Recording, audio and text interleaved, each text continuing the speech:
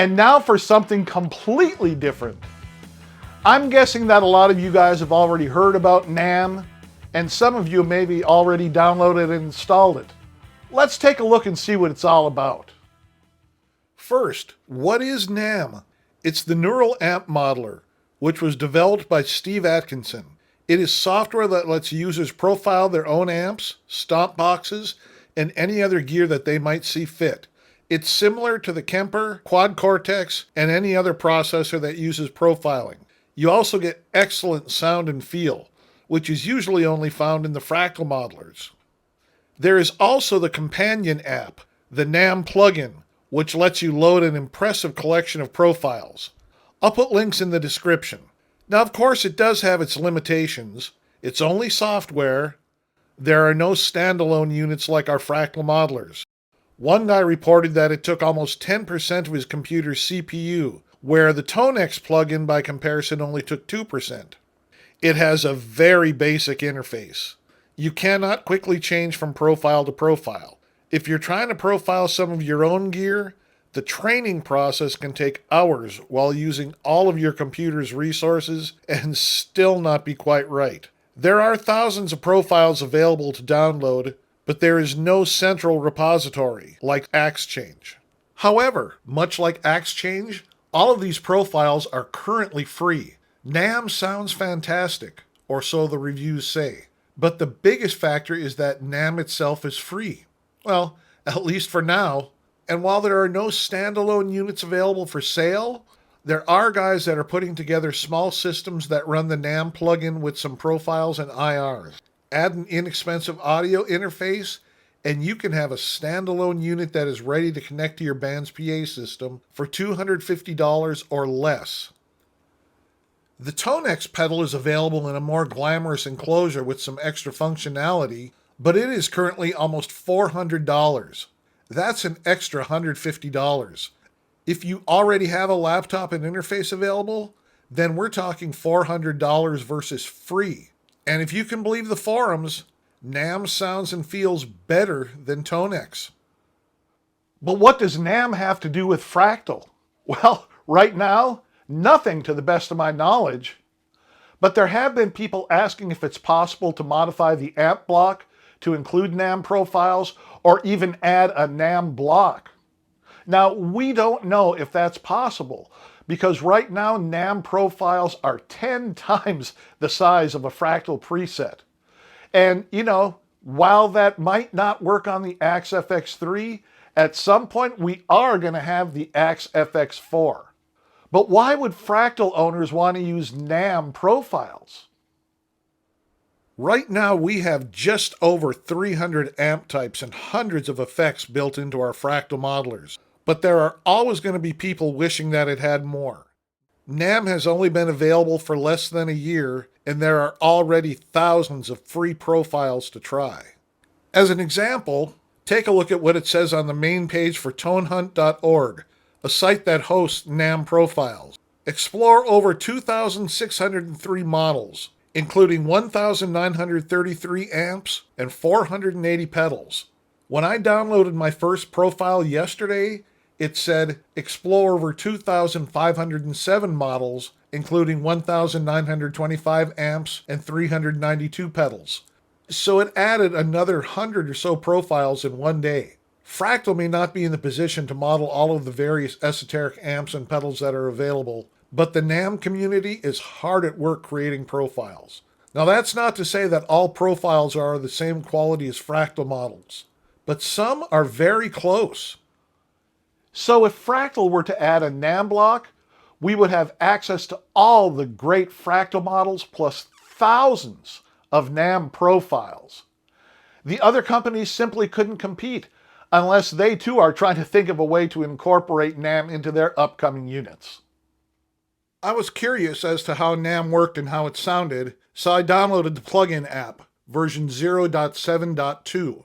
I'm not really interested in the version that allows you to profile your own amp because well, I don't have any amps left, and I'm not interested in profiling my Fractal Modelers. Setup was dead simple on my iMac Mini. Double-click here on the installer file, then you get this folder, Double-click on the installer package, press Continue, and then there's options for the VST3 plugin, the audio unit plugin, and the standalone app. I installed all three. And at this point, you'd hit Install. I've already installed them, so I don't need to do that, but that's literally how simple the installation is. Next, I fired it up to see what was required. Every time you have to give it access to the microphone, and that is the interface. Like I said, it is plain. Then you go up and click on Preferences. Driver type is Core Audio. It has my input, the Studio 1810C. Same thing for the output. Has all my inputs mapped correctly. Sampling rate of 44.1.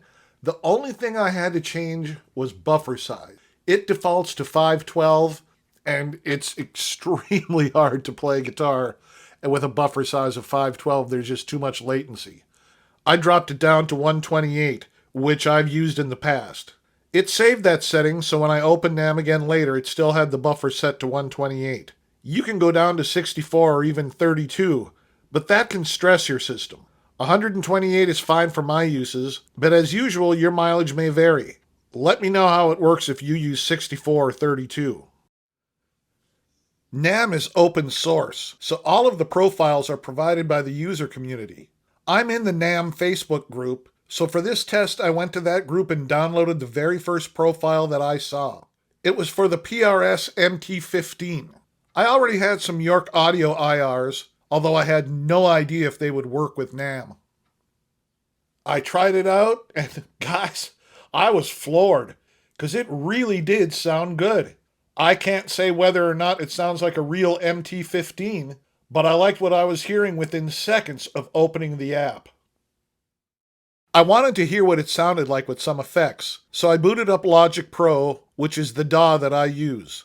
In case you aren't familiar with that term, DAW means Digital Audio Workstation. It's basically a multi-track recorder and editor. I created a new project in Logic and added the NAMM plugin to my guitar track. I had heard that there were problems with NAMM and Macs, but everything worked right out of the gate for me. I added a little delay and reverb and hit the record button. I recorded for around a minute, and when I played it back, it made me smile. This app is totally free, and to my ears it sounded as good as Fractal. I was not expecting that. Let me play you just a little bit of this guitar track.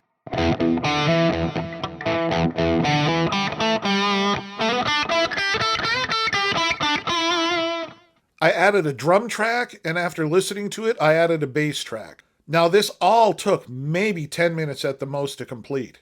Reamping is simple. Just open NAMM, switch to a different profile, and boom, you're ready to go.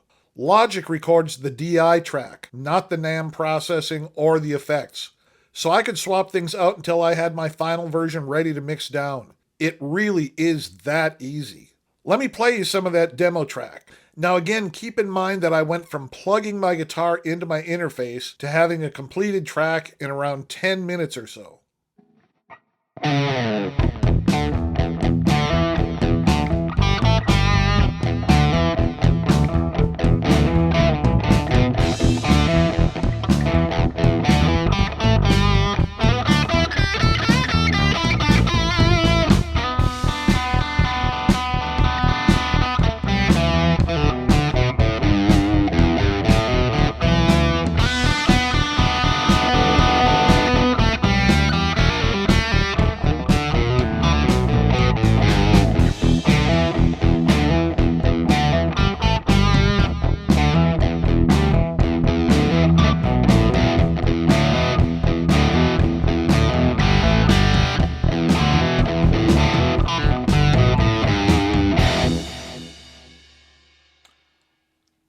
I'll load up some more profiles and demo them to give you an idea of how it sounds.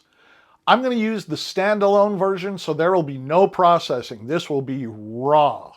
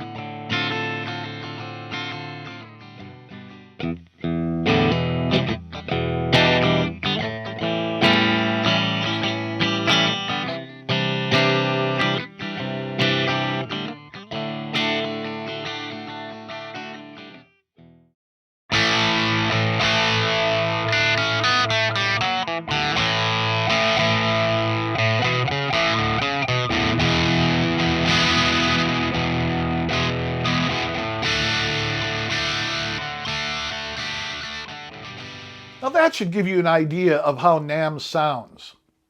I don't know if it'll ever make it into our Fractal Modelers, but it sure would be cool if it did. I'll have links in the description in case you want to try it out. Leave me some comments. Let me know how it goes for you. If you have any questions, I'll be glad to try to help you out. Now, next Wednesday, we're going to be having another preset of the week. You don't want to miss that.